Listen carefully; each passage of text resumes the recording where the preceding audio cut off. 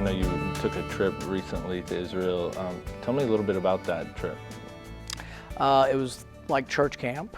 I grew up going to church camp on a bus that seemed to break down every other trip. And what I remember most about church camp is 3 and 4 hour stints in the Stuckey's eating those pecan things and waiting for the bus to be towed and repaired and come back.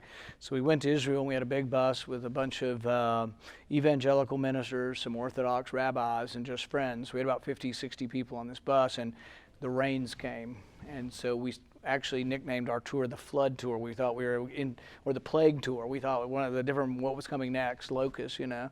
So we were driving from Jerusalem up to the Sea of Galilee, and the road was washed out, completely washed out. And so we had to turn around, go all the way back, all the way up through Tel Aviv, and then we came in. And so we were all kind of punchy by the time we came in, and we were driving into the Sea of Galilee, which is kind of going down into a valley. And I told him we need to put some good music on the radio. So we put Guns N' Roses, Knocking on Heaven's Door, on as we went into the Sea of Galilee. But it was amazing. With all that rain, it was just so green around there. And one of the memories I have is we were on a boat, which sort of a replica. It's an old wooden boat going across the Sea of Galilee, and it looked like something that was from the time of Jesus. And I was kind of worried whether we were getting across because the winds were blowing, and you know how in the New Testament it talks about storms popping up out of nowhere. It was literally that way. It was kind of rainy and misty, but then we had hail. Then we had wind, and our ship is tilted completely sideways. And then we get to the other side, and we can still see the hail coming down like halfway across the lake. And then we looked back and we saw 2 complete rainbows. And we got pictures of them back across the Sea of Galilee. But it was an amazing trip, and you know, great memories from that. And what really made it special is we had people, not only pastors who gave sort of little homilies or explanations of the different sites, we also had someone who would lead us in singing at the sites. And so one of my best memories was at the Garden of Gethsemane, singing How Great Thou Art in front of the Garden of Gethsemane. So. Were you able to meet with any ambassadors or policy folks while you were in Israel? I met with the mayor of Jerusalem. I met with the Prime Minister Netanyahu. Met with the President Perez, and then I went across the river and met with King Abdullah of Jordan, and then also met with Mahmoud Abbas, the Palestinian Authority leader. And just on that note, what are your feelings on the Israel-American relationship, and how do we keep that? Well, I kind of laughingly said, you know, I went over there. I think I'm a smart guy. I figured I'd just figure out the solution and let them know what they needed to do. And I'm not sure I came home with a solution, but I did ask a lot of questions when I was there. And one of the questions I asked is interesting because it's very appropriate or opportune now.